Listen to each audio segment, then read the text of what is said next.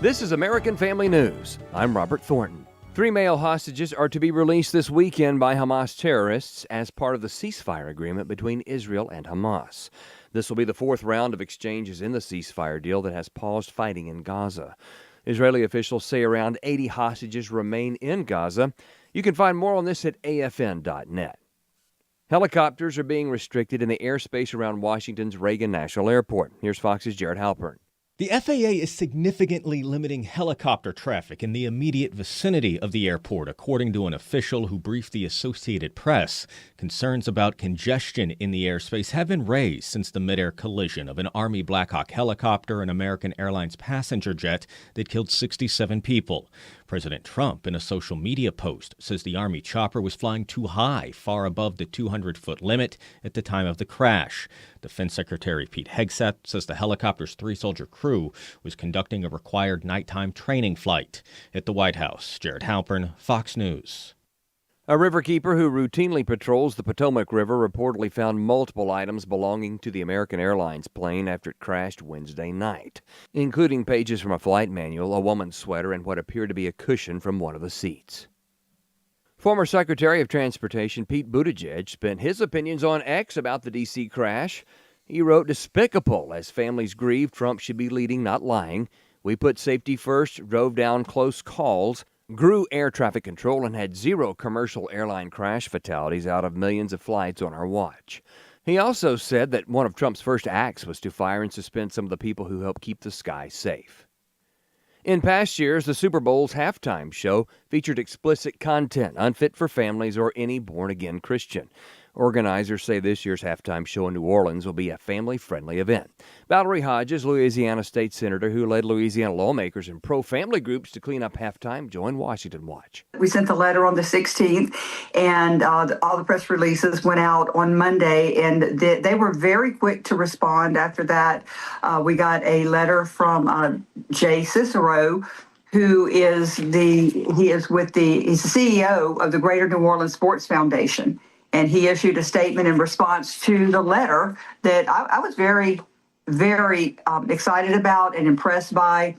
She said the group valued comments from state legislators and that the letter was shared with the NFL. So many people told me I'll never watch the halftime shows. I'm not even going to watch the Super Bowl anymore. Well, that affects their advertisers. The advertisements, the ads are great that they spend a lot of money, but when people turn off the television or they switch the channel, that's hurting their viewership and the advertisers. She went on to say many people have thanked her for sending the letter and said the Super Bowl is not the place for a strip show. Texans support deporting most of the illegal aliens living in the U.S., according to a recent poll by the University of Houston's Hobby School of Public Affairs. 83% of Republicans are in support versus 34% of Democrats. In case you forgot, Groundhog Day is this Sunday, February 2nd, as Punxsutawney Phil is to predict if winter will last 6 more weeks if he sees his shadow. If not, then hello spring. Here's Fox Weather's Janice Dean with more. The first recorded celebration of the day in Punxsutawney was in 1886. The following year, the Punxsutawney Groundhog Club was born, along with an American tradition. The star of the day is Groundhog Phil, and he has been since 1886. But Phil is not alone in his mission each February 2nd. His popularity spun clones as Staten Island Chuck, Woody the Woodchuck in Michigan, General Beauregard in Georgia, and even a weather-predicting armadillo in Texas. But only Phil inspired the 1993 film Groundhog Day, starring Bill Murray, which earned more than $100 million at the box office, and the Groundhog Club says helped swell the annual crowd of revelers to more than 30,000 people. See more news online at afn.net. Thoughts of the child you were carrying keep pouring over in your mind. A deep, unrelenting sadness overshadows your days, and you wonder if you will ever feel whole again. There is hope and healing from a reproductive loss. Call the International Helpline, 866-482-LIFE, and talk with someone who has been where you are.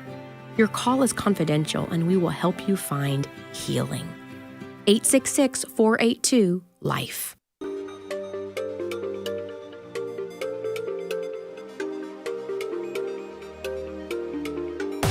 we inform. Religious freedom is about people of faith being able to live out their faith, live out their convictions, no matter where they are. We equip. Sacred honor is the courage to speak truth, to live out your free speech. We also rejoice in our sufferings because we know that suffering produces perseverance, perseverance, character, and character, hope. This is At the Core on American Family Radio.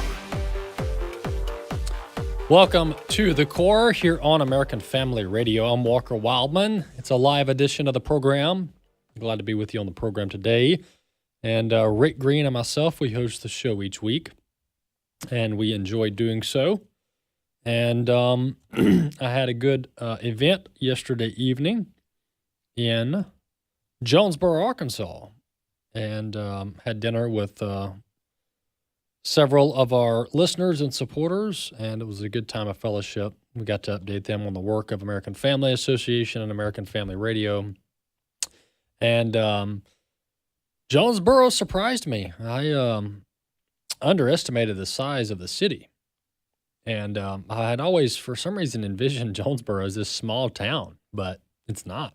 It's got 80,000 people there, and it's got Arkansas State University in Jonesboro. So pretty neat city there, not a town, technically a city, and a lot bigger than I thought it was. And then when we drove up, I said, wow, this is like bigger than Tupelo. And so had a good time in Jonesboro yesterday evening. Well, let's turn our attention to the scripture, and then we will head straight into the news of the week and talk about some topics that I actually haven't been able to talk about because they've occurred in the news over the past 48 hours since I've done my last show. Psalm 146 is where we are today in verses 8 and 9. The Lord opens the eyes of the blind. The Lord raises up those who are bowed down. The Lord loves the righteous. The Lord protects the stranger. He supports the fatherless and the widow, but he thwarts the way of the wicked. Well, two things here. The Lord opens the eyes of the blind. This isn't just a physical act, right? Although he does, because we saw where Jesus healed the blind man, caused the blind man to see. So the Lord literally does open the eyes of the blind. But in a spiritual context, the Lord opens the eyes of the spiritually blind. That's what he does to every single believer when we receive salvation. And when we believe in Jesus as the Son of God, as our rescuer. And anyone who, there's theological debate about miracles, modern miracles. It's abundantly clear throughout both Old and New Testament that God was in the business of miracles, and he still is today. But, Christians have good-hearted debates about, whether apostolic miracles are still around, whether, certain people are gifted to perform miracles or call upon the name of the Lord and basically summon miracles. And those are good-hearted debates.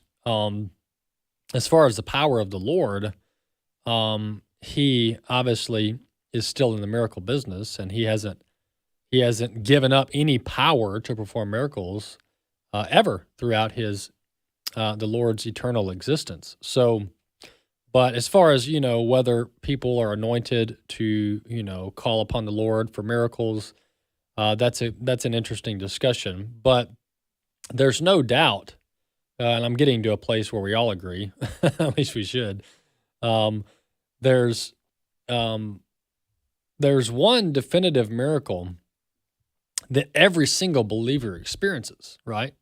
Because everybody has different life experiences, and everybody even has different salvation experiences. And, some people may have visibly or otherwise experience God performing miracles, like situations that can only be described through miraculous terms and supernatural terms.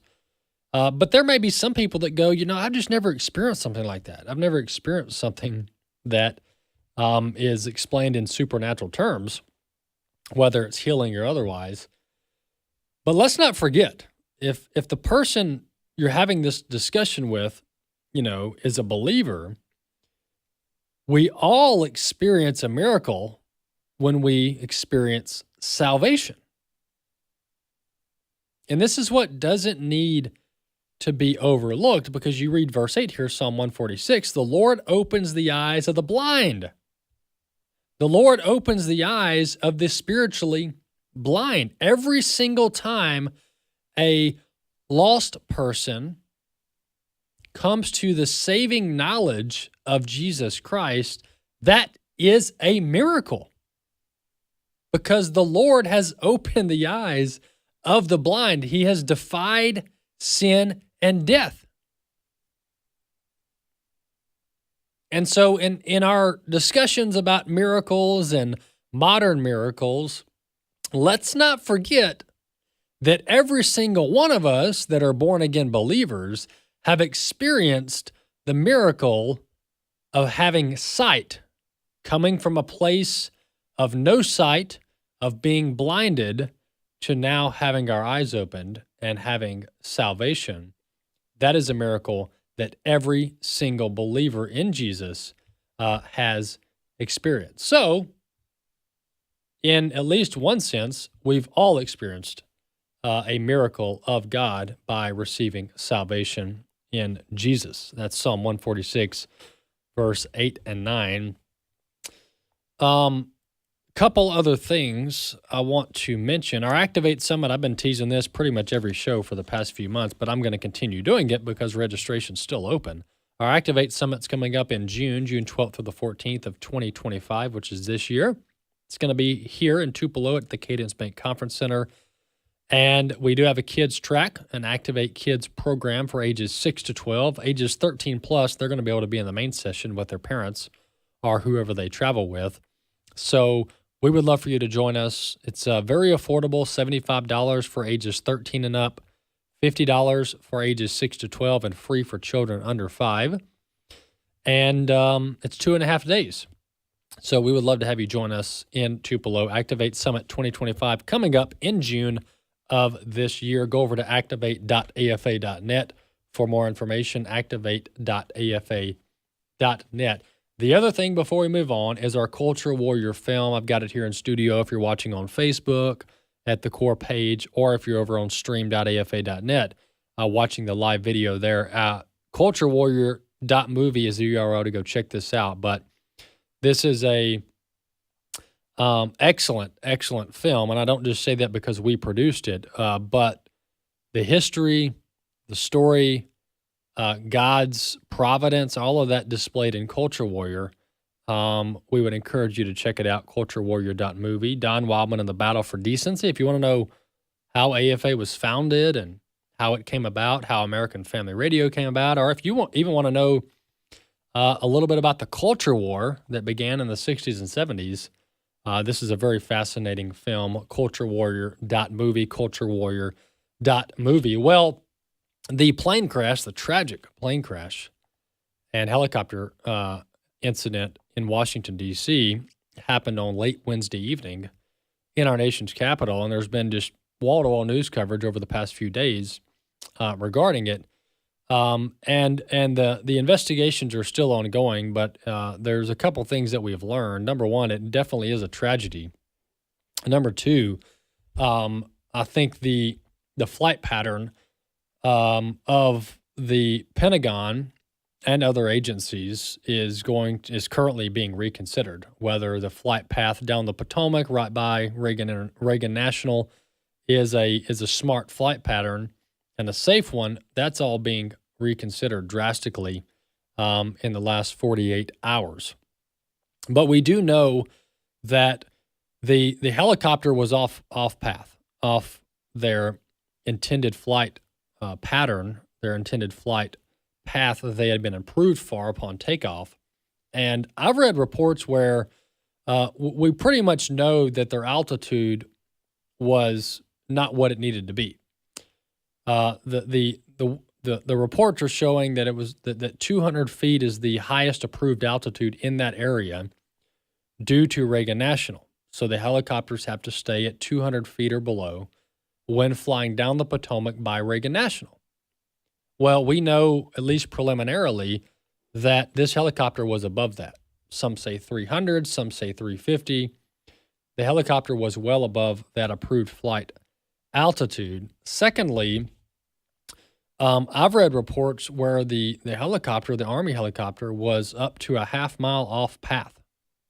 So if you're flying down the Potomac, this helicopter was more towards the middle or even the Virginia side of the Potomac when the approved flight path was actually on the D.C. side of the Potomac.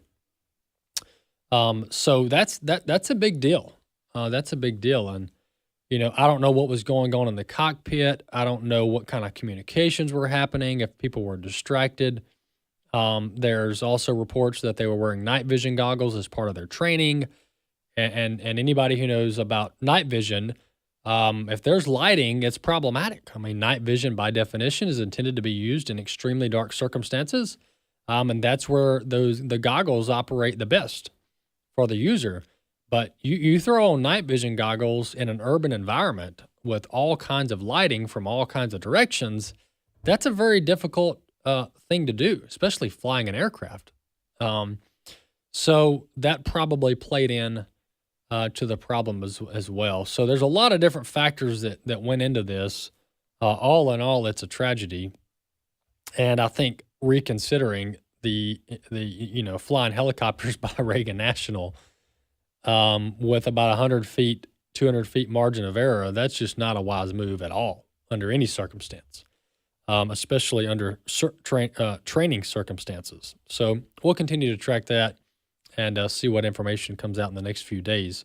Well, I told you the Democrats are in disarray. I've told you the Democrats are in disarray. The media is in disarray. They don't know what to do. They don't have a clear leader. Well, I'm not the only one saying that. To prove my point, the DNC chair, he thinks Kamala Harris is the way of the future. He thinks Vice President Harris, former Vice President Harris, is the way of the future. Listen to this DNC chair. When questioned about Kamala Harris and her future, I mean, he's just all in. We need Kamala Harris again. Let's go, DNC chair. So looking ahead, should Kamala Harris run again? Yes, she wants to. You think she could win? I believe she can. I mean, if I didn't believe Kamala Harris could win, I wouldn't have worked as hard as I did to help her win this last time around. Donald Trump, and when you look at politics, Donald Trump and Barack Obama are just enigmas in politics. I think they do something different to the electorate every time they run that you can't counter. But then when they are not on the ballots, it's almost like you go back to the political gravity pulls people right back into it. That's part of how we won with how well we did in the midterms. Well, that's Jamie Harrison. He's the current DNC chair, actually the outgoing DNC chair, but he's still at the helm. And, when given the opportunity to say, hey, guys, we need new leadership here. We need a new face of the party.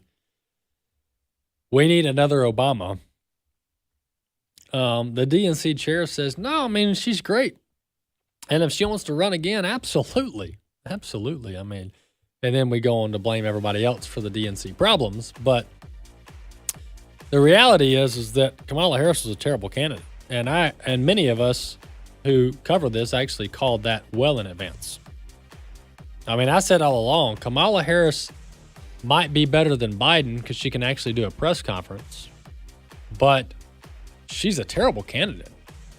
An absolutely terrible candidate. So I think Republicans need to continue capitalizing on this quagmire that the Democrats are in. And but stay vigilant, folks. Stay vigilant because the Democrats will make a comeback. I don't know when it's going to be. Democrats will make a comeback, and my friends, when they come back, they're coming back with a vengeance. That's a fact. We'll be back in a few.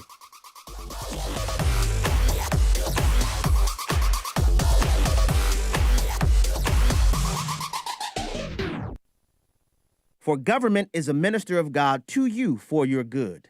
My name is Abraham Hamilton III, and this is the Hamilton Minute. Less than 48 hours after President Trump was sworn in, ICE had already arrested more than 460 illegal aliens. The sweep includes known gang members, murder suspects, rape suspects, and those with international arrest warrants. As if we didn't already have enough evidence, this is yet another example of just how dangerous the Biden years were for the American people. Regressives insisted that President Trump's border rhetoric was overblown, but the American people knew better. He promised mass deportations, and he's delivering on that promise, starting with criminal illegal aliens and those who happen to be near them when ICE arrives. Listen each weekday from 5 to 6 p.m. Central for the Hamilton Corner, or visit the podcast page at afr.net for more from Abraham Hamilton III, Public Policy Analyst for the American Family Association. Hey, 8 Days of Hope family. As God continues to expand this ministry, we cherish your involvement, whether that is through praying, volunteering, or donating. We know it can be hard to stay up to date on all that God is doing through 8 Days of Hope, and we'd hate for you to miss an opportunity to get involved.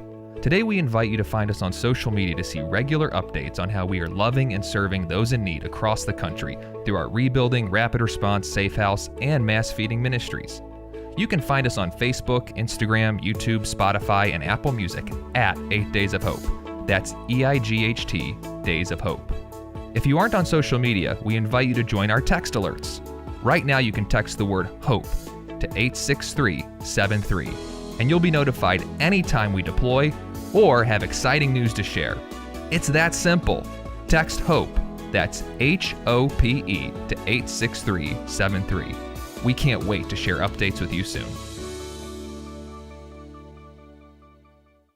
Hello, everyone. I'm Tim Wildmon, president of American Family Association and American Family Radio. Hey, just returned from the presidential inauguration of President Trump and Vice President Vance, and let me tell you something, folks.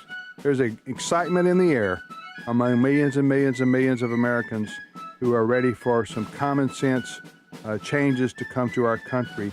Guess what? We're going to Washington, D.C. again for our Spiritual Heritage Tour in June and September. We're over halfway full. If you want to go with us to see our nation's capital from a distinctively Christian heritage viewpoint, then you need to contact us. You need to go to wildmongroup.com, WILDMON group.com. We're also going to Colonial Williamsburg, Jamestown, and Yorktown. It's going to be a lot of fun. We're going to Boston in October. For information on any of these tours, go to wildmongroup.com, WILDMON group.com. At the Core podcasts are available at afr.net. Now, back to At the Core on American Family Radio. Welcome back to The Core here on American Family Radio. Walker Wildman here with you on this live edition of the show. Well, if you want to listen to the show, and maybe you didn't get an entire episode, maybe you only listened to a part of it in your vehicle ride, you can subscribe to the podcast, and we would actually encourage and love for you to subscribe to the podcast. Just go to your podcast store, whether it's on Apple, Android, Roku, all the different various Spotify podcast platforms. You can just type in At the Core and click the subscribe button on the show page, and then the latest episode will be queued up in your library each and every day. No gimmicks, no tricks. We would love for you to subscribe to At the Core podcast, wherever you listen to podcasts. Well, I do want to introduce our next guest. We talked extensively earlier in the week about RFK Jr.'s confirmation hearing that was ongoing at the time.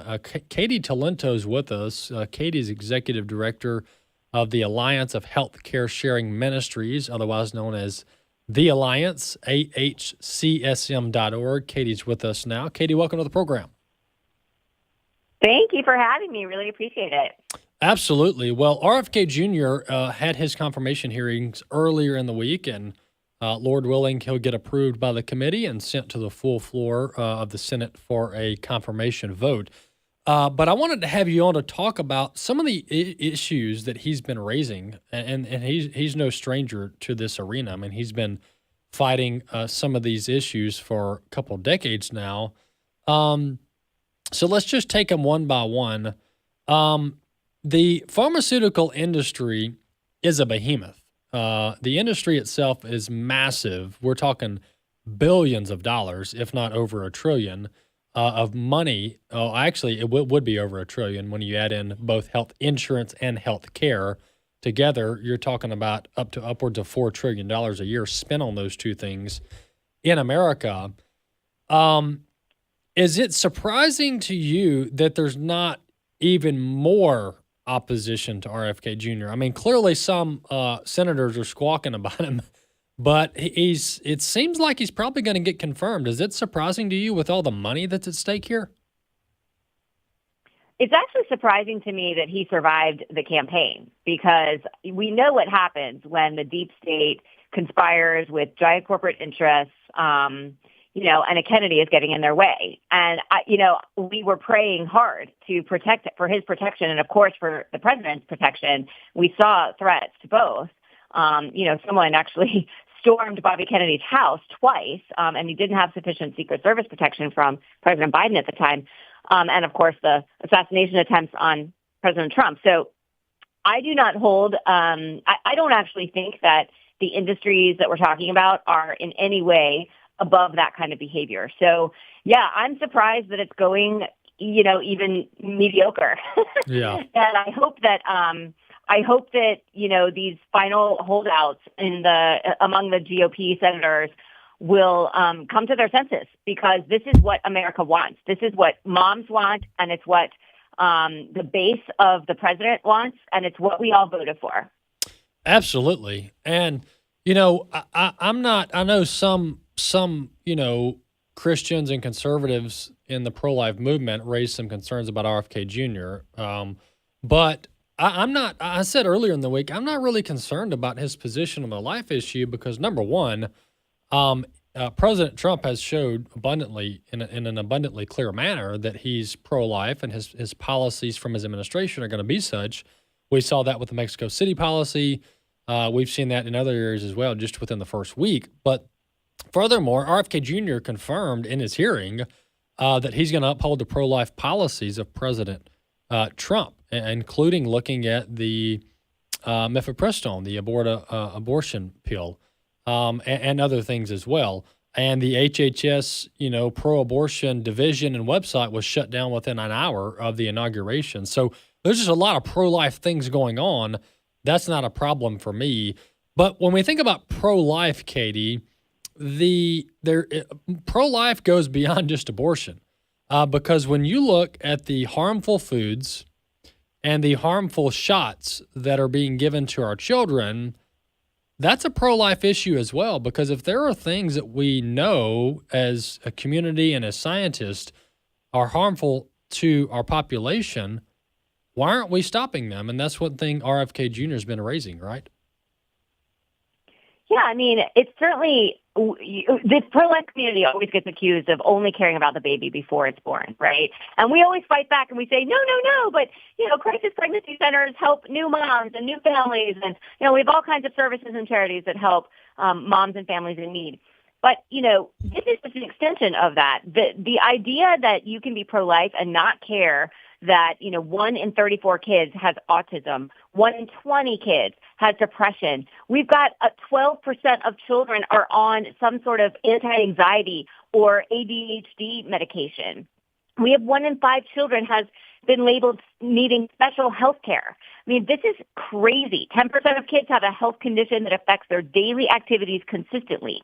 35% say they have that same condition that affects their daily activities some of the time.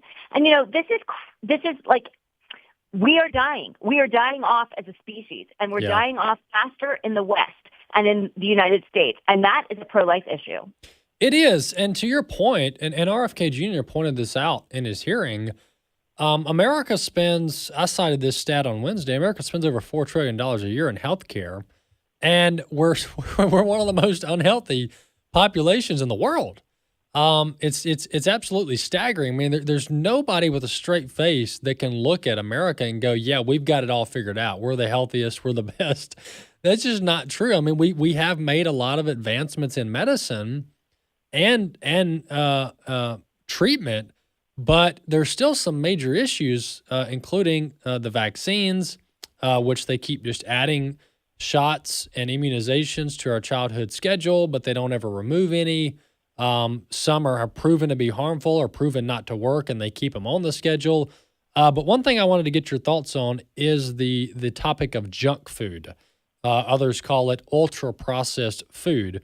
But an example of this is some of these, and I'm not going to name names, but some of these fast food joints, you can set their food out like on a table, and it stays the same from a visual vantage point for like weeks or months, which means it's got all kind of preservatives in it. Talk about this ultra-processed food and how that's leading to a lot of the health ills that we face. Yeah, I mean, I think most people think about ultra-processed food as like a Snickers bar or a bag of Doritos, but it's so much more than that. In fact, 66% of our calories are coming from ultra-processed food. That's 2/3 of what we eat. And what ultra-processed food is really, it's just mostly non-organic matter that contains calories of some sort. So it contains enough slightly organic matter that there are calories in it, but it does not have nutrients in it. And our body gets so hungry and nutrient deprived and starved that we don't register hunger. That's why you can eat an entire like container of Pringles in one sitting, or like a whole box of Thin Mints, right? And we always wonder, how did that happen? What happened to this box of Thin Mints? And it's because we're not getting hunger cues that our brain is designed by God to give us when we get sufficient nutrients. You don't overeat beef or eggs. You can't. Your body gets full. And so if you're overeating, and almost all of us are, if you're overeating, it's because you're getting calories that have no nutrition. And that's a huge change from generations ago, even 100 years ago. This is a global experiment on, our children and on our adult populations. It's a global experiment. It's never been tried in the history of humans. And as a result, we're seeing we are the sickest, fattest, saddest, most mentally ill. We're the most infertile and yet over medicated population in human history. And we spend trillions and trillions of dollars on illnesses that are completely reversible and preventable if we would change our diet. Yeah. But it's hard to change our diet because these ultra-processed foods are everywhere. Yeah. Yeah, it takes discipline. And it's definitely not convenient, to your point. It's not convenient. Eating healthy is not convenient or affordable. Yeah. Right. It's expensive. It is. I think about the amount of money my family spends just to get food from our regenerative farms from Amish communities in Pennsylvania. And it is like 2 or 3 times the price of what we would get for those same so-called products in grocery stores. But we view it as we pay by the nutrient. The per nutrient price is much cheaper if you get it from a regenerative farm. Well, also, one example of like government overreach is raw milk, for example. And I'm not an expert in this, but or even like homegrown eggs, right? Or any homegrown anything. Some of these state governments are just like overly bureaucratic, and they've got all kinds of licenses and red tape involved, and they're like fining and locking up people for growing their own stuff and like selling it to their neighbors. It's quite astonishing. But we have these ultra processed. Let me tell you a story about here in Virginia about that. So where I live in Virginia, you have to own a cow in order to sell raw milk or to buy raw milk. You have to own a cow. And so what they sell are what are called cow shares. You're basically buying a part of a cow, and it entitles you to a certain amount of raw milk every week. And this makes it so expensive because the distribution channels have to be outside of the mainstream retail markets. And so it's very, very expensive to buy raw milk, which is far more nutritious and far safer than you've been led to believe. And so what do? We just go outside and we order it on demand from the Amish farmers in Pennsylvania because Pennsylvania does allow for raw milk to be sold and distributed. And this is the difference between, so we're just hurting our Virginia farmers and our families that don't have the money or the time to chase down, alternatives outside the state. It's not there. Yeah. These are state laws that are largely driving this, but they're based on unscientific recommendations from the FDA and scaremongering from the FDA and the CDC about the so-called dangers of raw milk, which are ridiculous and not true. And in fact, pasteurized milk has basically sugar water because it has all the nutrients, all the proteins that are in dairy products get denatured when you hyperheat them. They no longer function as proteins anymore. And so this is why we have an expansion of lactose intolerance. And I mean, my goodness, I could rant on raw milk all day. Don't get me started. You did. Well, clearly I had a point for you that you feel strongly about because of how egregious it is. I mean, you know, and people can make a case that raw milk wasn't good for one person or whatever. I'm not an expert in this, but the problem is, Katie, is that it's so disingenuous because we can't claim that we care about regulating our food, so you can't sell wrong milk for whatever lame excuse you want to come up with. But then yet on the grocery store shelves, we've got all this literal junk that we're eating. I mean, it's literal junk. Half of it's not even actual food. It's like there's no telling how much plastic we intake. I mean, there's all kinds of problems, all these dyes they're putting in to color all this stuff. But you want to get onto somebody for, drinking raw milk. It's like, aren't we all adults here? Like if somebody wants to drink something and maybe it doesn't go well for them, well, that's kind of on them. We're all adults here. But the whole lunacy that the government is into regulating private citizens buying and selling raw milk to each other or milk at all is just patently absurd. And I'll guarantee you our founding fathers never thought the government would be involved in anything to that degree. What do you have to say about what are some of the top things that you think should RFK Jr. get confirmed in the next week or two? What do you think are some of the top things he's going to hone in on, like in the first week or two of his administration? What I'd love to see is a vaccine safety commission that actually takes an independent look at the childhood schedule.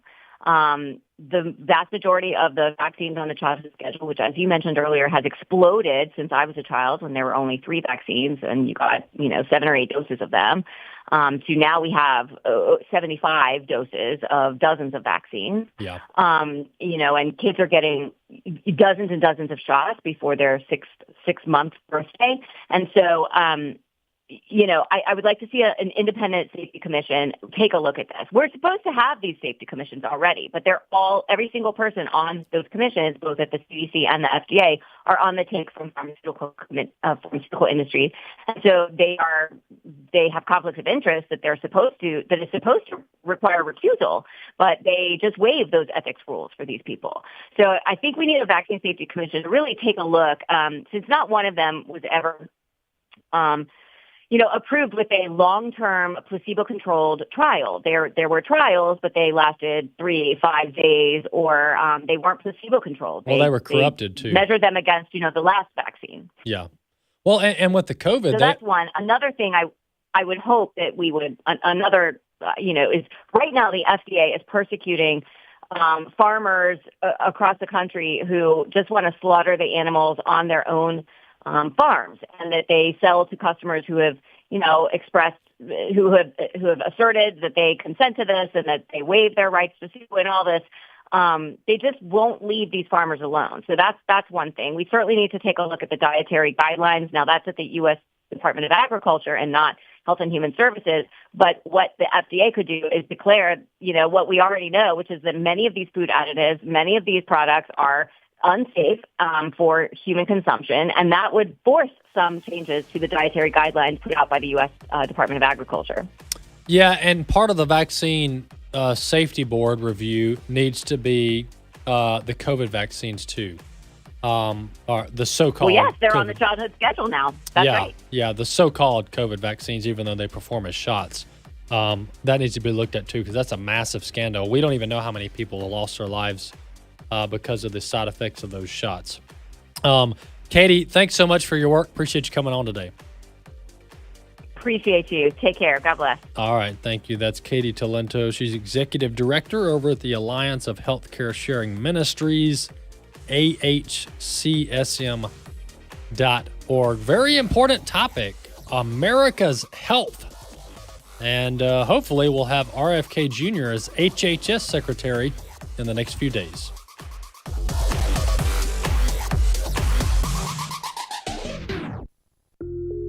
what we believe about the Bible is based on what we believe about its source.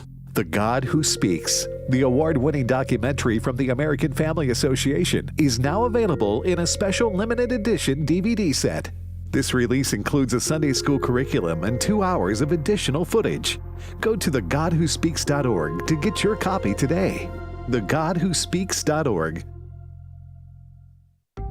The American Family Association's mission is to inform, equip, and activate individuals to strengthen the moral foundations of our culture.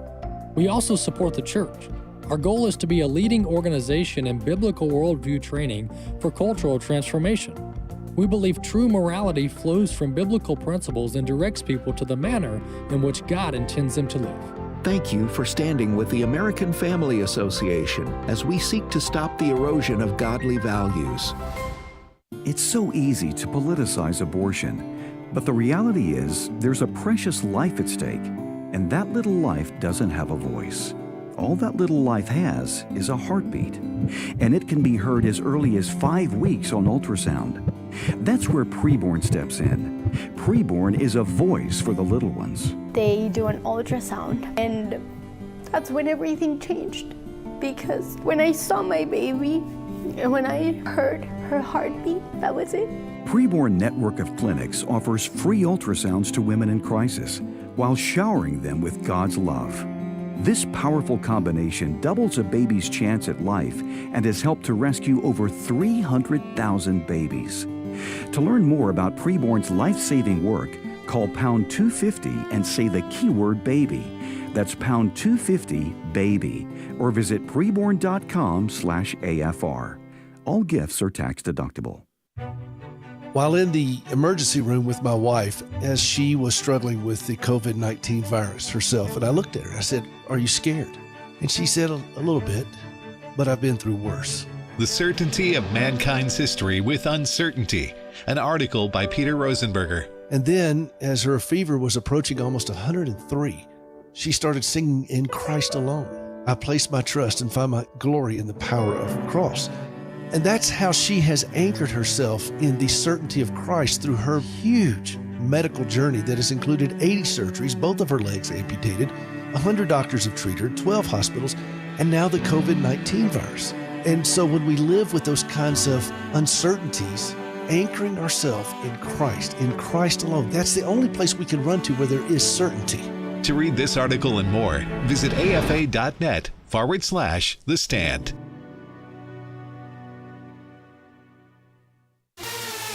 This is At the Core on American Family Radio with your host, Walker Wildmon.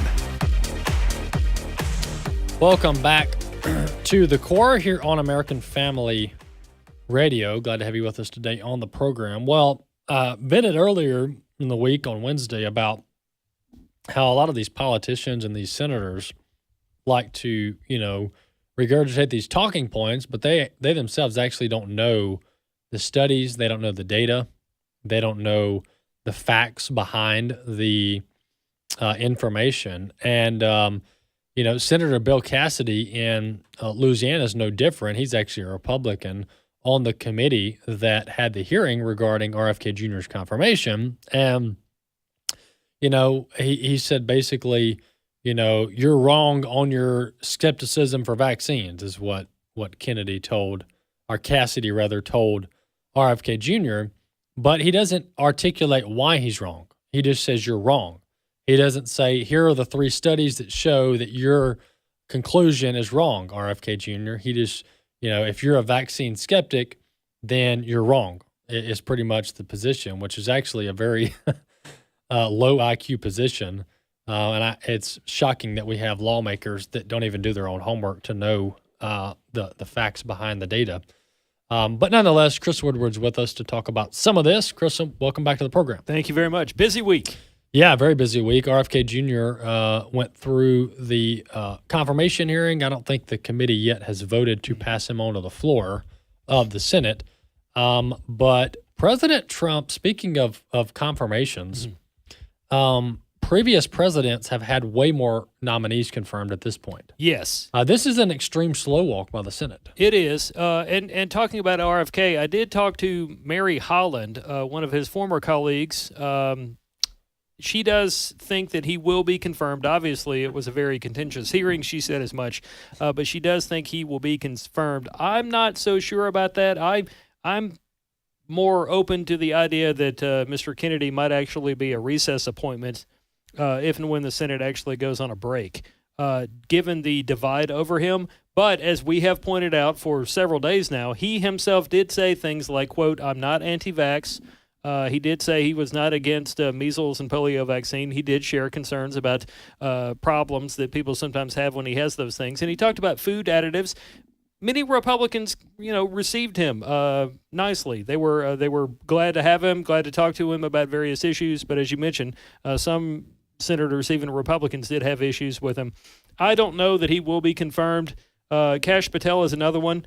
But they were two widely watched confirmation hearings. I dare to say no confirmation hearing has been more widely watched than this week or this batch of nominees. Yeah, I agree. And, this whole criticism that we can't start to scrutinize the 75 shots they want to give our kids. It's just patently absurd. And it's hypocritical too, because a lot of these lawmakers and a lot of the professional athletes and business people, America's CEOs, they heavily scrutinize their own health standards. Yes. Especially these athletes. I mean, because their body is their income, right? And they are particular about what they eat, what they drink, what time they go to bed, what vitamins they take. They don't take any medications without going through their sports doctor. So this diligence that parents want to exercise on what shots they're injecting into our children at 3 months old or 2 weeks old. I don't know why that's scandalous. Yeah. It's they're all defensive about it. And I've even asked some of the nurses that come in and they're like, "Hey, you want to give your newborn this shot?" And I'm like, "What does this shot do?" And they're like, I'm going to need to go back and read some, and I'll bring back some paperwork for you." And they just go to the CDC website and print off a page about the shot, and they themselves don't even know what it does. Right. You would think when it comes to the issues of vaccines that limited government people, i.e. Republicans, would be okay with parents going, "You know what, I'll make the decision for myself." Same thing with liberals. If you're all, "Hey, to each his own, we don't judge," you would be that same mindset as well. But both of them, perhaps for financial incentives, are pushing things like vaccines, which is why we saw a contentious hearing, or really a couple of hearings for Mr. Kennedy. Yeah, absolutely. Well, we need somebody to shake it up. There's a lot of corruption involved with the health industry, the health care and health insurance as well. And it all needs to be, examined pretty heavily. What about the Federal Reserve? Yes. I know you and I talk pretty frequently about interest rates. What are they doing there? Yeah, the Federal Reserve left its key interest rate unchanged this week after cutting it 3 times in a row last year, a sign of a more cautious approach as the Fed seeks to gauge where inflation is headed and what policies President Trump may pursue. That's how the Associated Press words it. One of the policies that the Associated Press and other people are really looking at is the whole tariffs issue.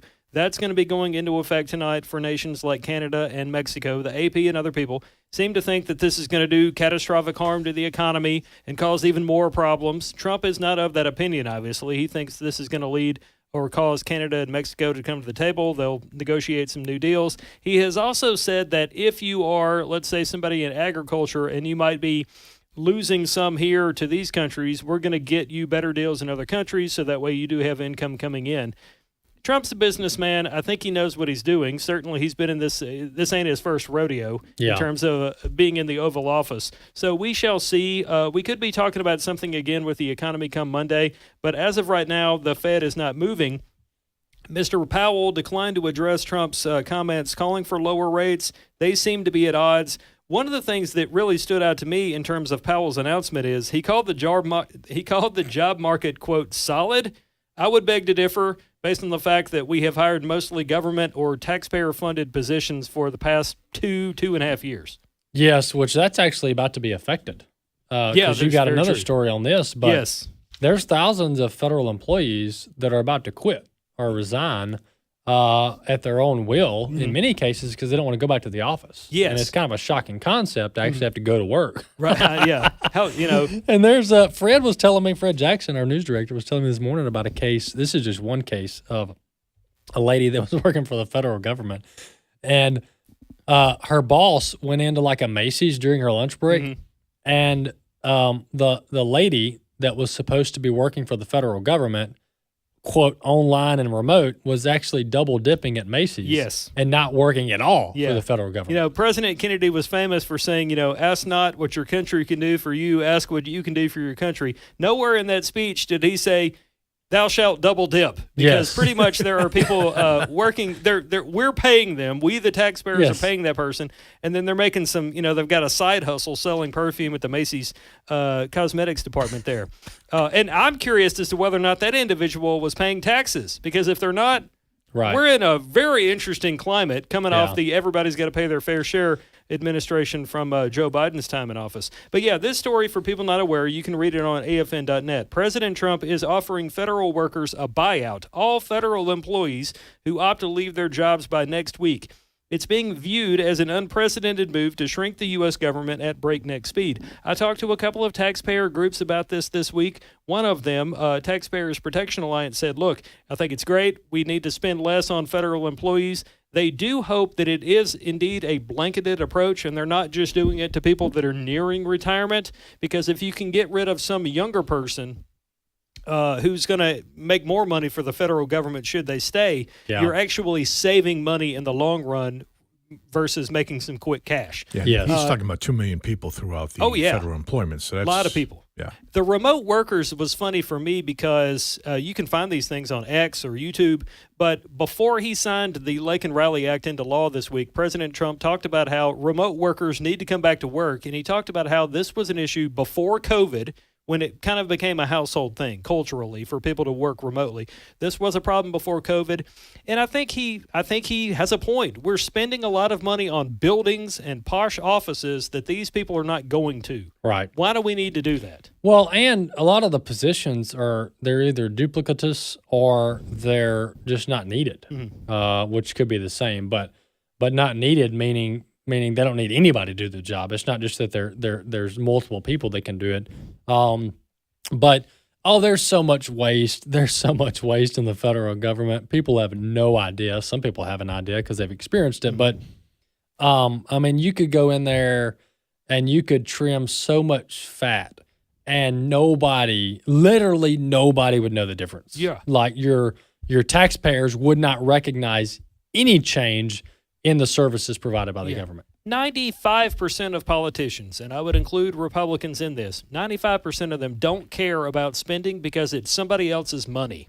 Correct. And the only person that can really make a dent and right there's now— no limit on it. Right. Either. The only person that can really make a dent right now and a difference for taxpayers is the chief executive, which is what he's trying to do here. Yes. Yeah, this is a big deal. I mean, if you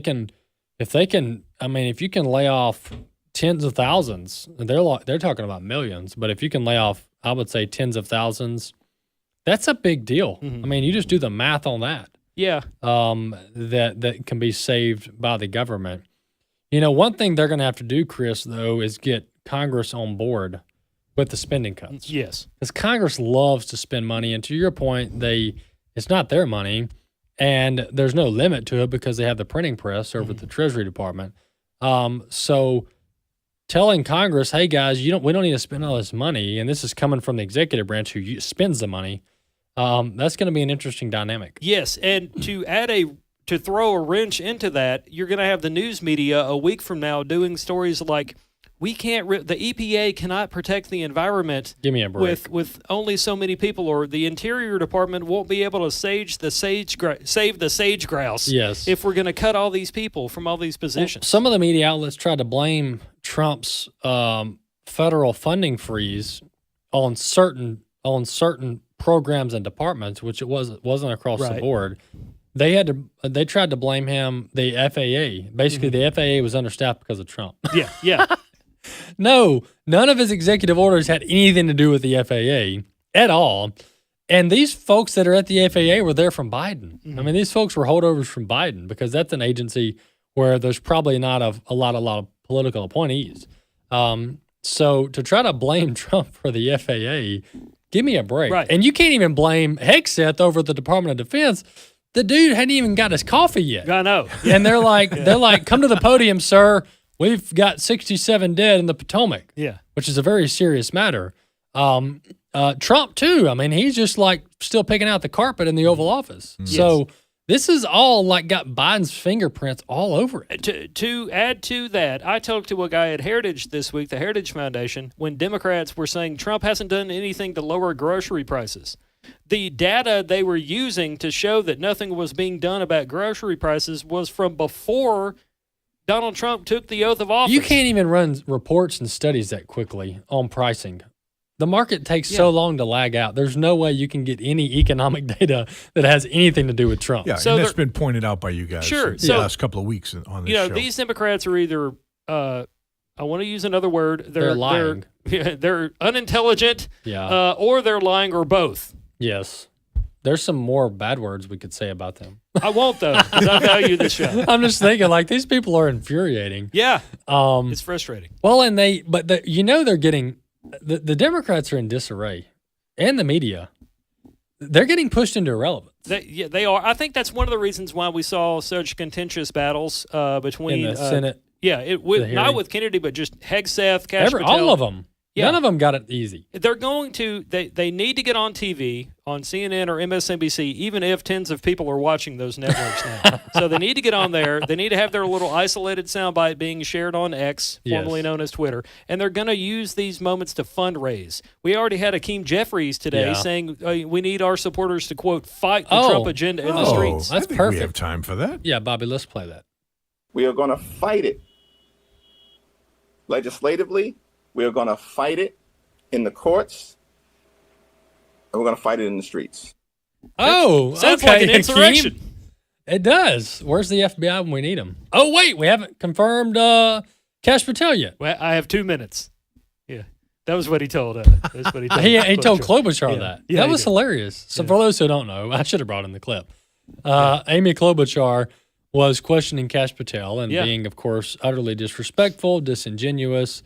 And she ran out of, she said, well, if I had 2 hours, 5 hours, I would ask you all these questions, but I don't. And he said, yeah, you got 2 minutes. And then the look on her face was like, touche. I mean, she didn't know what else to say. Yeah, it was quite beautiful. But yeah, Hakeem Jeffries, folks, this is the party of violence.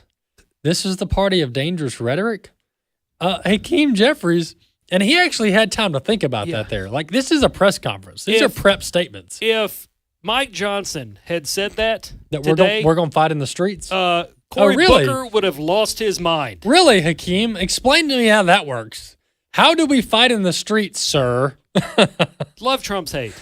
Yeah, this is the Democrats don't know how to build anything, create anything, foster anything. Literally, all the Democrats know is destruction. And we can go case after case, whether it's Obamacare, whatever, Biden's 4 years, they break stuff. They touch it and they break it. And it's stuff that patriots created, including our Constitution. Thanks, Chris. Thank you. All right, folks, thanks for joining us on this Friday edition of the program. We'll see you next week.